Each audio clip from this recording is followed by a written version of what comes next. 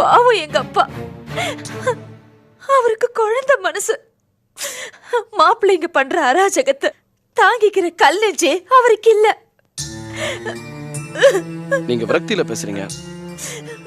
வயசானாலே இதெல்லாம் உடம்புக்கு வர்றது சகஜம் தானே. இது வயசானதுனால வந்தது இல்ல, வருத்தத்தினால வந்தது. எங்க வீட்டுல எவ்வளவோ கஷ்டம் வந்திருக்கு, எல்லா விதத்திலும் கஷ்டப்பட்டிருக்கோம். அப்பெல்லாம் நாங்க கவலைப்பட்டதில்ல, சிரிச்சுக்கிட்டு ஜாலியா தான் இருப்போம். என்னைக்கு இந்த 2 கல்யாணம் நடந்துச்சோ அன்னைக்கு எங்க வீட்டோட நிம்மதி எல்லாம் போச்சு.